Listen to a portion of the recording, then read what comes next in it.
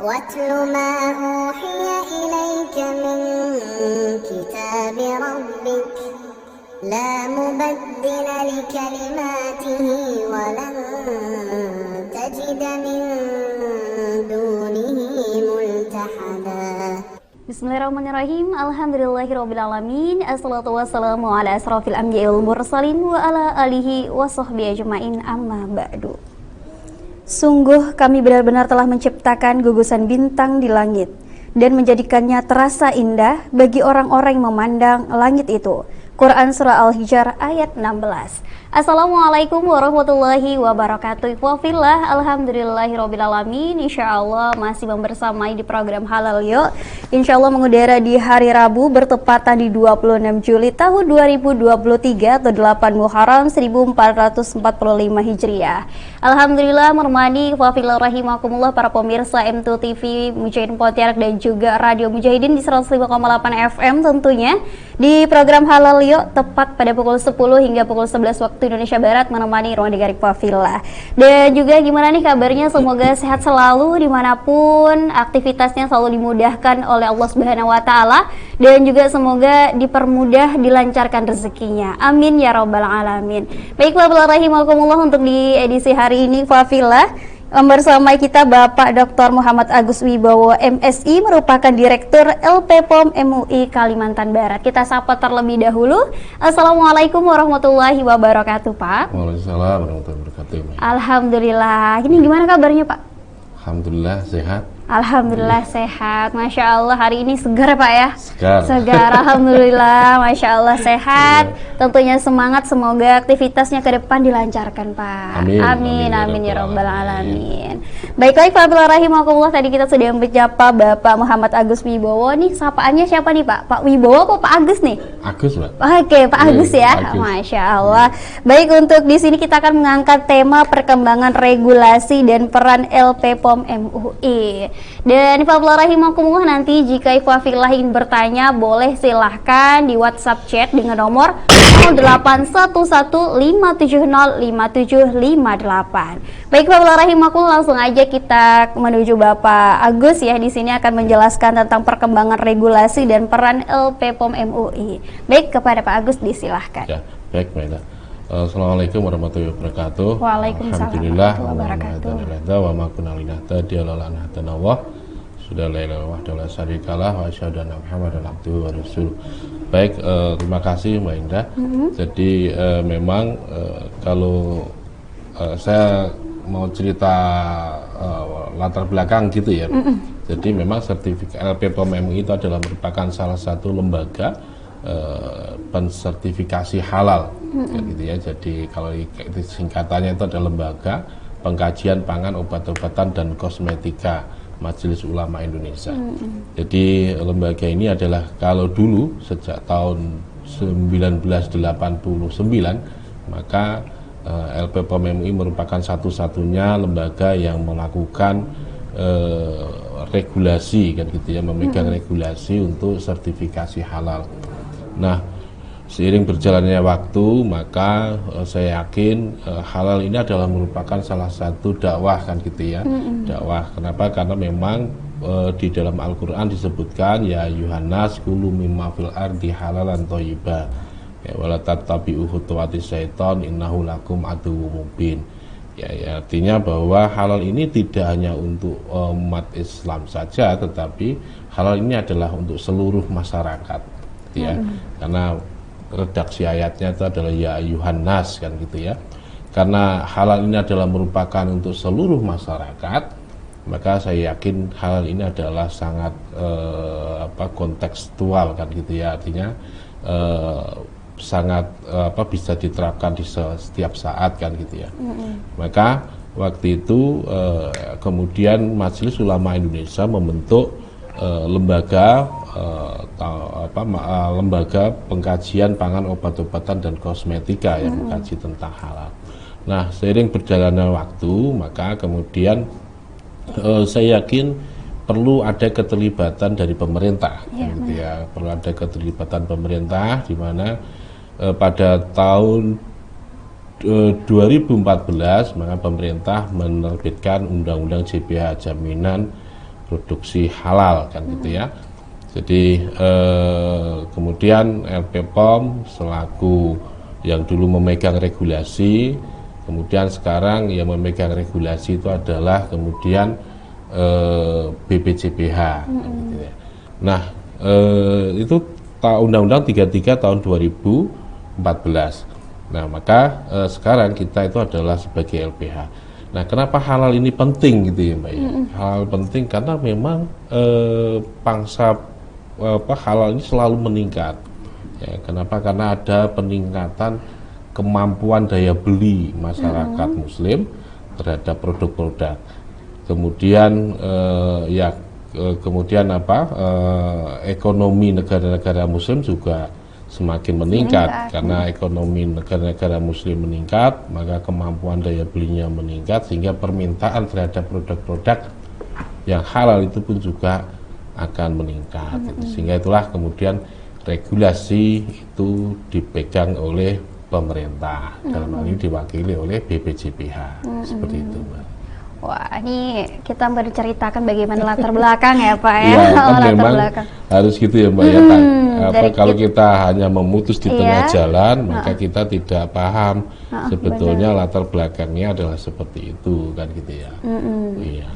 Nah, mengenai latar belakang tadi sudah banyak ya kita mendengar bahwasanya cerita di awal kemudian juga langsung dipegang oleh pemerintah ya sekarang Bapak ya, dan memang ini adalah sebuah kewajiban juga bagi pemerintah untuk bisa memasyarakatkan kehalalan tersebut. Baiklah Ikhwafillah rahimakumullah, jikalau nanti ada pertanyaan ataupun ada yang masih kurang paham dengan regulasi, boleh Ikhwafillah langsung aja WhatsApp chat ke nomor 081157055758. Baik Ikhwafillah rahimakumullah, kita akan jeda sejenak dan nanti kita akan lanjutkan kembali di perbincangan kita di program Halal Yuk. Tetaplah bersama kami di media dakwah Anda. واتل ما أوحي إليك من كتاب ربك لا مبدل لكلماته ولن تجد من دونه ملتحدا. Alhamdulillahirrabbilalamin. Ikhwafillah rahimakumullah, masih bersama di program Halal Yuk, mengudara pukul 10 hingga pukul 11 waktu Indonesia Barat. Tentunya para pemirsa dan para pendengar Radio Mujahidin, Ikhwafillah dimanapun, semoga selalu sehat dan juga selalu dimudahkan segala urusannya. Amin ya rabbal alamin. Baiklah, kita masih berlanjut ya untuk program Halal Yuk hari ini membersamai ya ini Bapak Agus, insya Allah akan memberikan kita informasi mengenai tema hari ini, yakni perkembangan regulasi dan peran LP POM MUI. Setelah tadi kita berbincang-bincang ya mengenai latar belakang ya, bagaimana tadi pusatnya, kemudian kehalalan dan juga sekarang dinaungi oleh pemerintah ya Pak ya. Alhamdulillah, dan ini memang sudah seharusan ya, karena kita berbicara bukan umat Islam saja tetapi sebagai umat manusia ya, Masya Allah. Dan ini kita langsung aja ya mengenai regulasi dan juga peran LP POM MUI. Dan ini adalah mengapa sih harus bersertifikasi halal nih Pak untuk dimanapun, baik di produk pangan ataupun produk kosmetik atau yang lainnya. Ya, baik, terima kasih. Jadi kenapa kita harus melakukan sertifikasi halal? Satu, tentunya pertama kali adalah kita harus menjaga ketentraman masyarakat. Gitu ya. Kenapa ketentraman masyarakat itu harus kita jaga?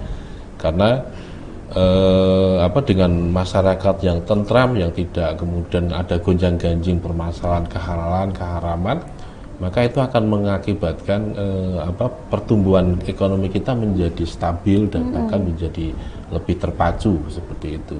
Kita bisa punya kasusnya itu adalah pada tahun 88 ya.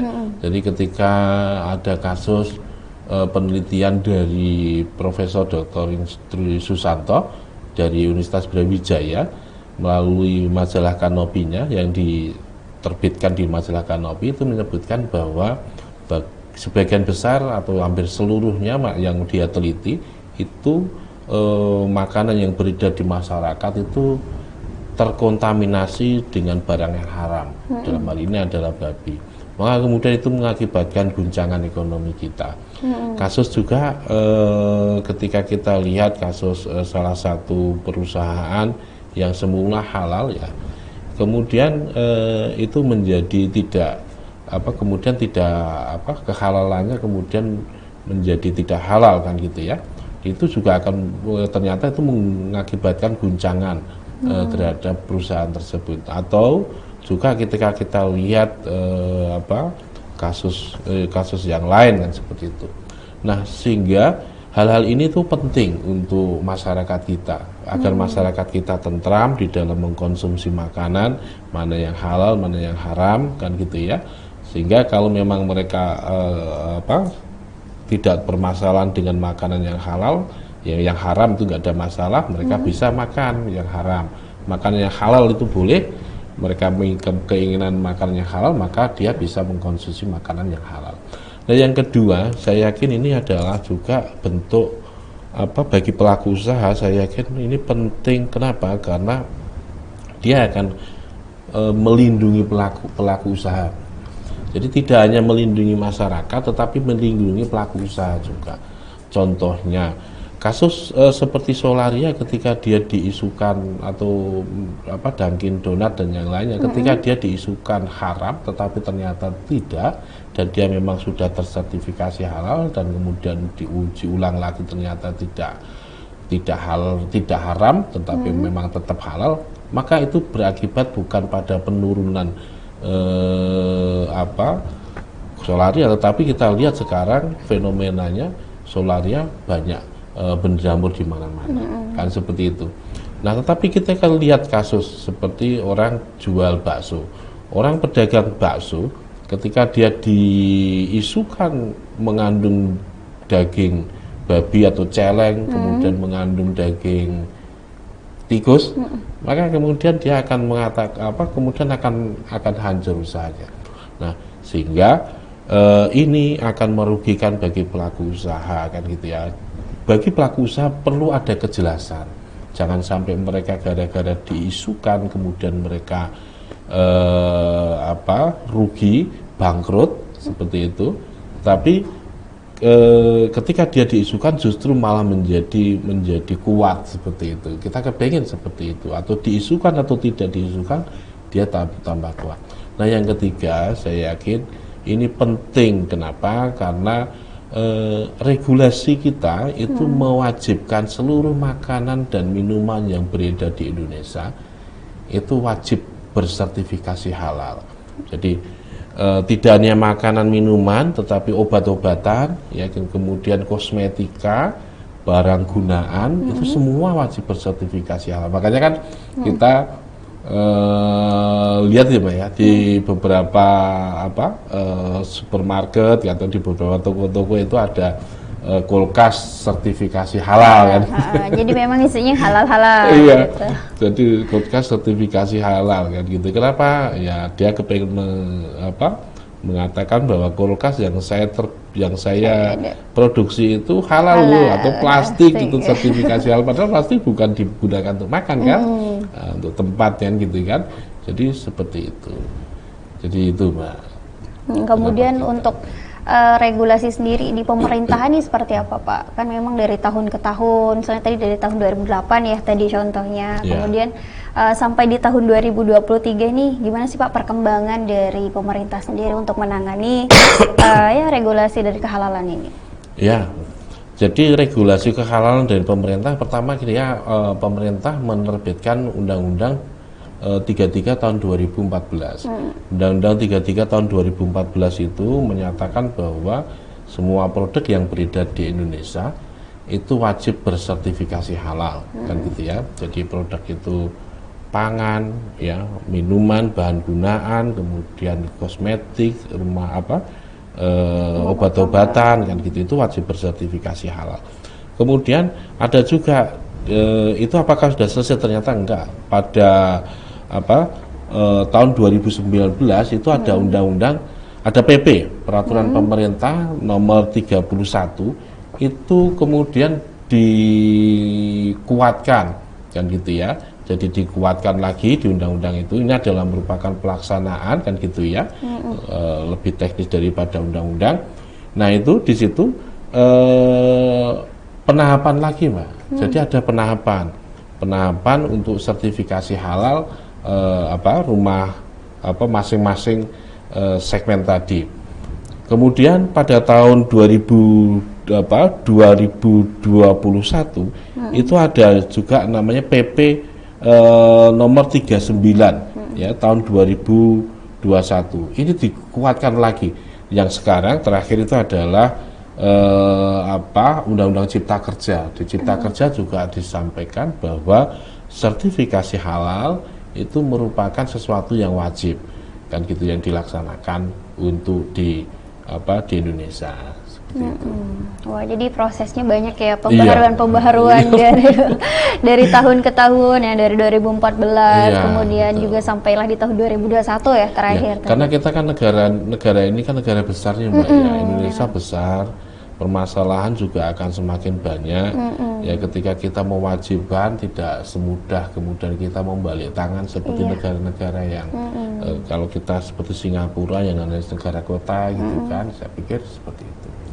Dan negara yang besar, masyarakatnya bertambah dan mayoritas Islam ya, Muslim. Dan ini sebagai ajang pemerintah ya, mengharuskan memang kita mengkonsumsi yang halal tadi, betul. Kemudian juga menciptakan kehalalan itu sendiri ya, betul. Pak, dengan memberikan label halal melalui LPPOM MUI pastinya. Terus kemudian peran LPPOM MUI sendiri setelah dari pemerintah memberikan undang-undang tersebut, bagaimana Pak untuk LPPOM sendiri bisa bekerja sama dengan pemerintah atau juga bisa membangun perkembangan di mana-mana, gimana nih Pak? Jadi kita sekarang kalau dulu adalah pemegang regulasi kan gitu ya Pak ya. Sekarang kita sebagai LPH. LPH itu adalah lembaga pemeriksa atau lembaga penyelia kan gitu ya. Jadi tugas kita adalah untuk menyelia, untuk memeriksa. Jadi kita itu di bawah BPJPH kan gitu ya. Jadi kita berkoordinasi dengan BPJPH. Jadi kalau ada pelaku usaha yang kepingin melaksanakan sertifikasi halal, maka dia bisa mendaftarkan di BPJPH, kemudian nanti akan disampaikan ke LPPOM MUI kan gitu ya. Terus kemudian nanti kita akan lakukan penyeliaan atau pemeriksaan kehalalan produk dia. Setelah itu kita sampaikan lagi ke BPJPH, kemudian nanti BPJPH disampaikan ke fatwa akan memfatwakan kehalalan produknya ya, kemudian disampaikan fatwa itu ke BPJPH. Jadi memang ini agak sedikit putar-putar gitu. Panjang ya. Panjang. Kalau dulu kan memang memang kalau dulu itu mereka cukup ke LPPOM MUI, LPPOM MUI akan melakukan penyeliaan, kemudian setelah itu kita lakukan mintakan fatwa muncul, maka keluarlah sertifikat halal kan gitu. Itu dalam sertifikat halal itu adalah merupakan fatwa Majelis Ulama Indonesia. Nah sekarang gini, sertifikat halal itu bukan fatwa Majelis Ulama Indonesia. Fatwa Majelis Ulama Indonesia itu adalah ketetapan halal. Jadi ketetapan halal produk itu adalah bentuknya itu adalah merupakan fatwa Majelis Ulama Indonesia. Dan fatwa Majelis Ulama Indonesia dalam bentuk ketetapan halal itu menjadi dasar bagi BPJPH untuk menerbitkan sertifikat halal. Seperti itu. Memang kalau sekarang prosesnya agak panjang dan memang panjang. Ya kemarin juga kemarin juga ketika ada lembaga BRIN saya sampaikan kalau bisa memang pelaku usaha itu cukup ke LPH saja kan gitu ya, ke LPH, ke kami kan salah satunya, maka kami akan kemudian melakukan penyeliaan, kemudian minta fatwa di MUI akan mengirim fatwanya ke majelis BPJPH, karena kan memang lembaga pemerintah itu kan kalau ini hubungannya dengan dengan kehalalan, maka kan sebetulnya ranah fatwanya itu kan memang di Majelis Ulama Indonesia seperti itu. Iya. Baik nih Pak rahimakumullah, kalau kita berbincang-bincang dan memang keseharusan ya kita meregulasi tadi banyak ya dari pemerintah membantu, tentunya juga memberikan undang-undang tadi, memberikan informasi kepada pemerintah dan mengharuskan pemerintah, kita sebagai umat muslim juga ya harus bekerja sama ya Pak ya. Betul. Dari semua elemen harus bisa kerjasama karena memang kehalalan adalah keharusan. Iya.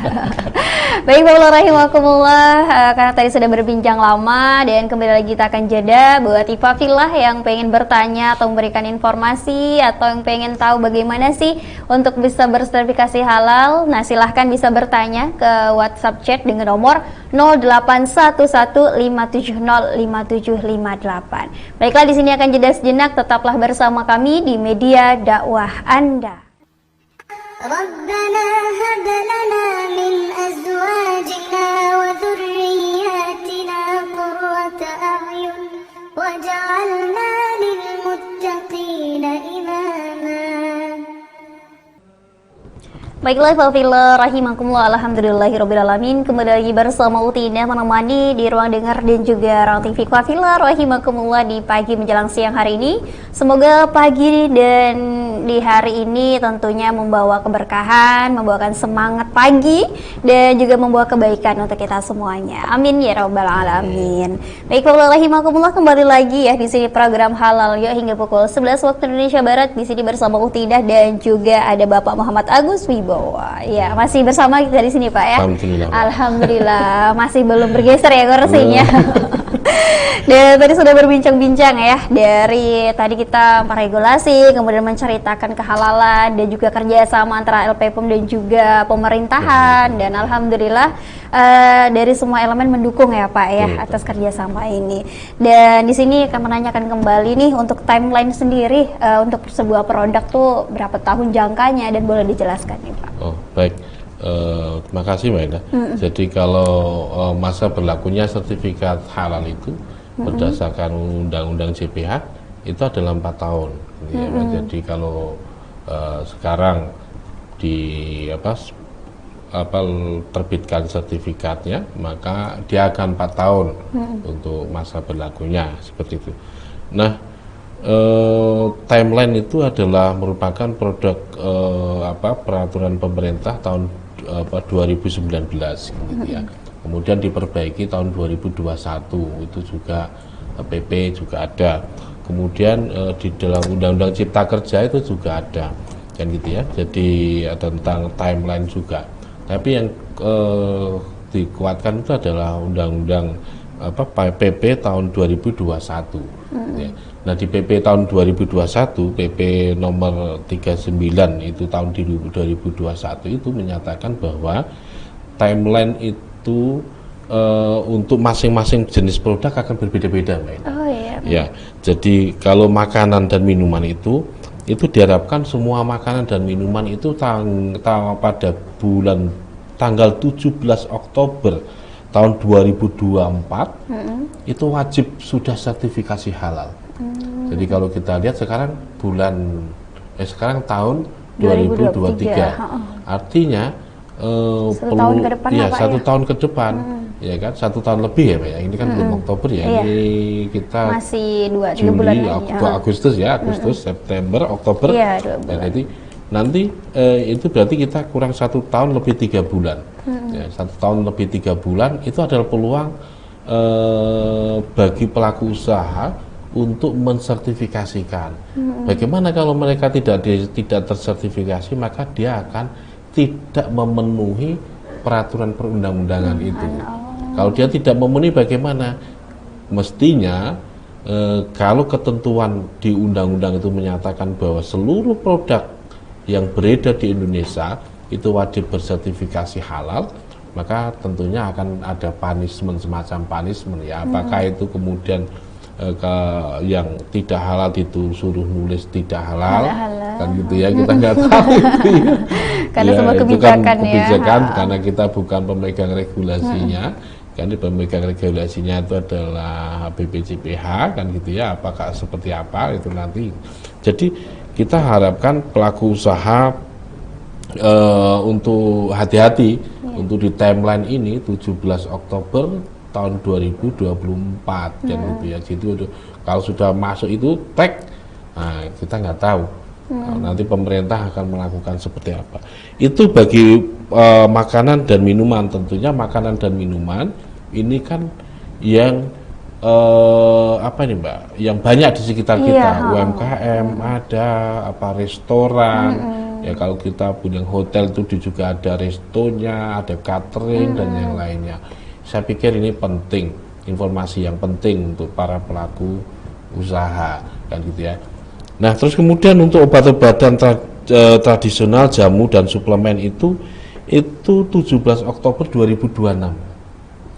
Ya, berarti jadi masih ada 2 tahun, 3 tahun. 3 tahun sekian bulan. Ya 3 tahun ya. 3 tahun ya. 3 tahun 3 bulan kan gitu ya. Jadi masih ada waktu untuk bernafas, tapi saya pikir kita tidak pada posisi untuk kemudian menyatakan bahwa kita berlenggang kangkung kan gitu, nggak gitu kan, karena kan waktu segitu itu kan saya yakin secara tidak tiba-tiba kok sudah waktunya. Dulu tahun 2019 diberlakukan 2024 kita agak enak kan gitu, tapi ternyata cepat juga kan gitu ya. Ternyata sekarang 2023 berapa tahun, 5 tahun ya Mbak, tapi sekarang kurang 1 tahun lagi kan gitu ya. Nah itu, nah kalau kita lihat seperti obat-obatan, kosmetik, produk kimiawi dan produk genetik, rekayasa genetik itu pun juga tahun 2026 kan gitu ya. Nah yang agak panjang lagi itu adalah obat bebas terbatas kan gitu ya. Yaitu obat-obatan itu memang paling pendek itu timelinenya itu adalah 17 Oktober tahun 2029, artinya masih ada karena memang panjang. Ya memang di obat-obatan itu kan dia perlu menata kayak gitu ya Mbak ya, apalagi rekayasa genetik seperti itu tadi kan dia perlu penataan sumbernya, bagaimana dia harus medianya kan seperti itu ya Mbak ya.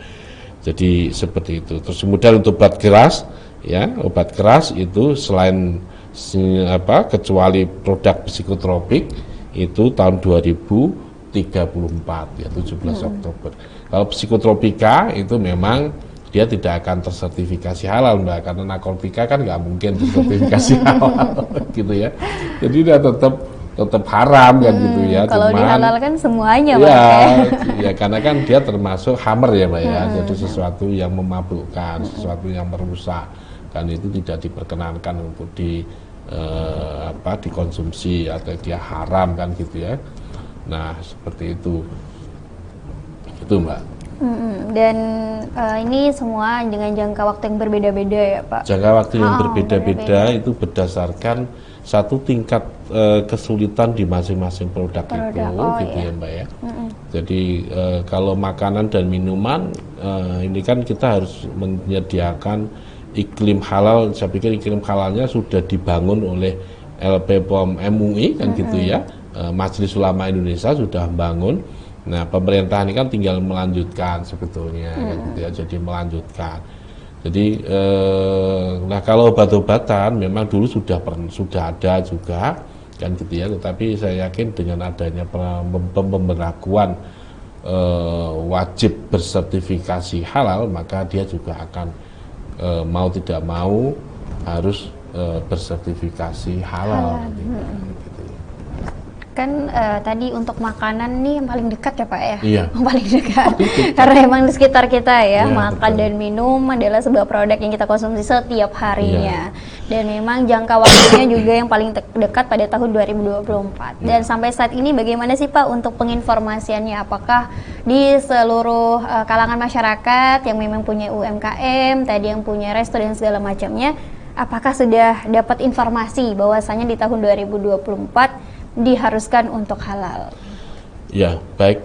Kalau karena ini adalah merupakan ranah undang-undang, itu adalah ranah pemerintah gitu ya Mbak ya, maka mestinya pemerintah itu harusnya melakukan sosialisasi secara masif kan gitu ya, tentang pentingnya sertifikasi halal. Memang para pelaku usaha kalau kita lihat mereka belum paham atau bahkan tidak tahu informasi tentang timeline itu, Pak. Jadi bahwa tahun 2024 17 Oktober 2024 itu wajib sertifikasi halal. Nah ini mereka belum ini, kami beberapa kali ketika ke pelaku usaha saya lihat mereka pada belum paham. Masih belum paham Ya. sama timeline. Nah iya, maka ya kita salah satu usaha kalau karena LP POM merupakan salah satu bagian, maka di program LP POM itu adalah salah satunya adalah bagaimana kita mensosialisasikan ini. Ya kita sampaikan di setiap pertemuan, kita juga ada kerjasama dengan Dinkes. Setiap kali pertemuan dengan Dinkes kita sampaikan bahwa sertifikasi halal ini adalah sesuatu yang sangat-sangat penting seperti itu, gitu, Mbak. Dan juga kita adakan beberapa pertemuan dengan beberapa pelaku usaha, kita undang untuk sosialisasi bahwa ini adalah penting. Gitu. Sangat penting ya bagi kita para masyarakat juga. Mungkin hari ini saya memberikan dan bersama Bapak ya, mungkin di sini dapat informasi. Alangkah lebih baiknya nanti kita bagi kembali ya informasi ini kepada para pelaku UMKM, kemudian juga para masyarakat mempunyai produk-produk, dan ini adalah sebuah langkah membantu penginformasian, membantu sosialisasi di dunia masyarakat. Baiklah, Ifadul rahimakumullah, kita akan kembali jeda, tetaplah bersama kami di media dakwah Anda.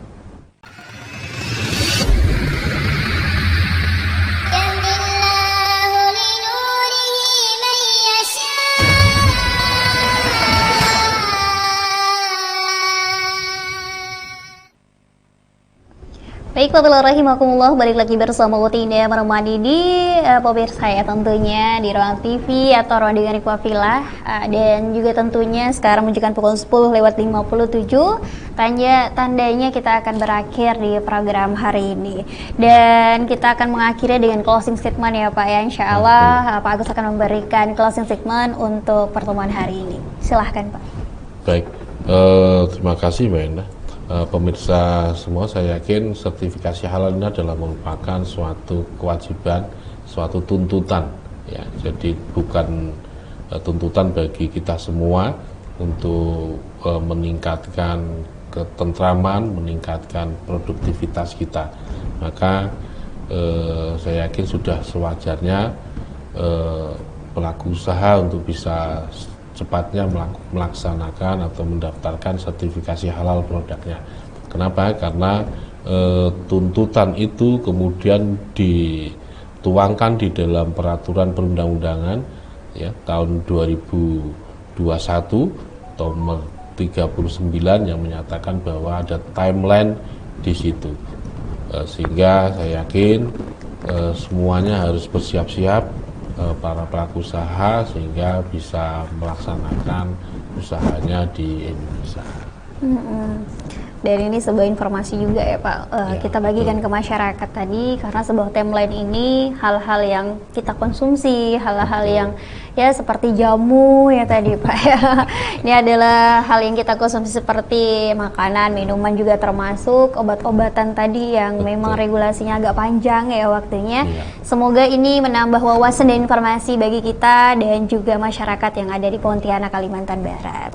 Oke, baik, Fadlul rahimakumullah, karena sudah menunjukkan pukul 11 waktu Indonesia Barat, sudah berakhir di program Halal Yuk edisi hari Rabu 26 Juli tahun 2023 atau bertepatan di 8 Muharram 1445 Hijriah. Baiklah, terima kasih kepada Pak Agus yang telah memberikan waktunya untuk bisa hadir di sini. Semoga lain waktu masih bisa bergabung kembali. Dan sehat selalu ya Pak, salam bersama keluarga. Alhamdulillahirrahmanirrahim. Baiklah, di sini kita tutup dengan doa penutup majelis. Subhanakallahumma wabihamdika asyhadu alla ilaha illa anta astaghfiruka wa atubu ilaik. Saya Indasari yang bertugas pamit undur diri. Jika ada salah mohon dimaafkan. Wabillahi taufik wal hidayah. Wassalamualaikum warahmatullahi wabarakatuh. Waalaikumsalam.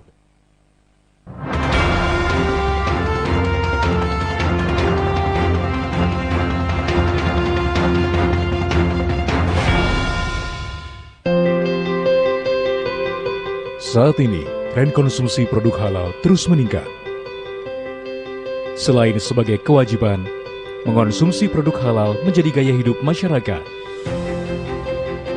Menurut prospek ekonomi Islam global, makanan halal mempunyai potensi 1,17 triliun US dollar pada tahun 2019 dan berproyeksi meningkat 3,5% di tahun 2024. Menurut indikator